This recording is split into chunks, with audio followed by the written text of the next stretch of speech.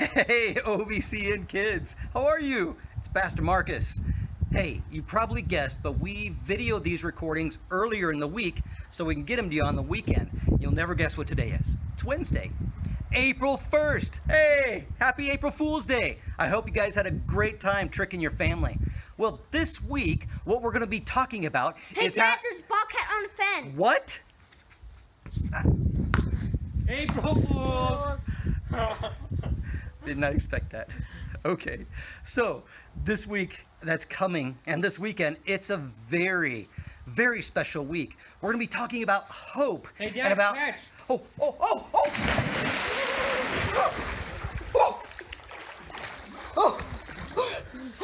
I did not expect that. I lost my Dad. glasses even. Dad, Elijah, the hose is clogged. the hose is clutched. April Fools! I didn't expect that either. Oh my word. Okay. Poor Dad. Yeah, poor Dad. Thank you. Okay. Oh, you bring coffee? Warm coffee for you. Thank you, Abby. Okay, so April I did not Fools. expect that. April You Fools. guys put salt. I did not expect that. And if you are catching on to the context clues, today we're talking about expectations. We think about this week and coming into this week, there were a lot of expectations for Jesus. You think about the people when Jesus was walking along the road. It's Palm Sunday this week, and we celebrate where Jesus came riding in on a donkey. They laid palm branches and their coats on the ground and wanted him to be the king. The disciples, they were on this huge high. They were so excited. Their teacher was possibly going to be crowned king. And Jesus, in the middle of all that, didn't listen a thing to their plans and what they were hoping. Because why? He had something much, much bigger in store. He had a plan so much bigger than they ever could have imagined. He wasn't thinking that all he needed was to be crowned king of this country and everything would be good. He wasn't thinking that if he could be just saving the Jews, everything would be great. His plan was to save the whole world. Much bigger than anybody ever could have dreamed about. You know, a lot of times for us, we don't always understand what's going on. And we get confused and we wonder about things and why they aren't happening the way we think they should. And things don't end up how we're hoping. We have these expectations that aren't being met. And I think a lot about what's going on right now. You guys, man, you thought you're going to be in school right now. And they've closed schools. We expected to finish school and we're not. Or what about moms and dads?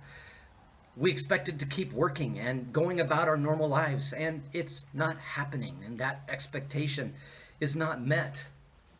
I know for us, our expectations are not being met. This week is definitely not what I thought it would be. We've got some family members that are sick, and it has totally changed the way these next 2 weeks are going to look. But I also had something else unexpected happen. We had a friend come by and bring a homemade meal and blessed our family. A couple days later, somebody brought us some takeout. Totally unexpected, but what a blessing. And so when we think about those things and things that don't quite go our way, does it mean that God is not with us? Does it mean that God isn't working? When the unexpected happens and we don't know what's happening, does it mean that God maybe doesn't have another plan in place that's far bigger than what we're thinking? I know in my personal life that I have had a lot of things that have gone wrong and things that have happened that I totally didn't expect. And at those times, sometimes I wonder, God, are you really here? Are you really with me? God, are you working? Because I don't see it. And if there's one thing that I learned, and that I'm still learning, is that despite the unexpected, we can trust the heart of God, that He is with us. God loves us more than we could ever imagine. He thinks about us always. He has our best in mind. Romans 8:28, for the no plans that I have for you, plans to prosper you, to bring good to those that live according to His ways. So yes, is God with us?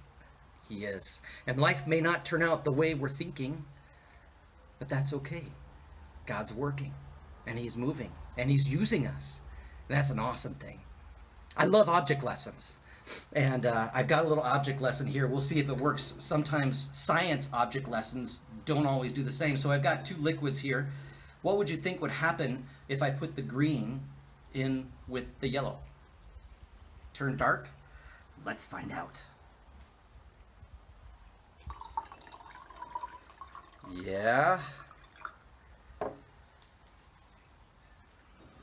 It turned dark. Well, what's happening? Look at that.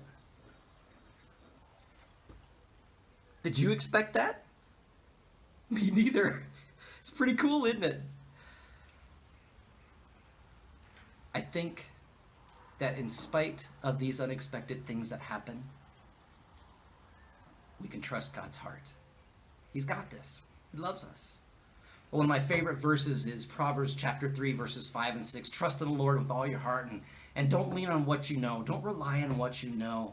But in all your ways, acknowledge Him. Think of Him first, and He is going to direct those paths. And that doesn't mean that God is going to take everything out of the way, but that He is there. He is here with us.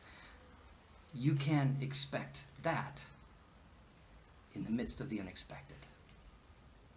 I love you guys.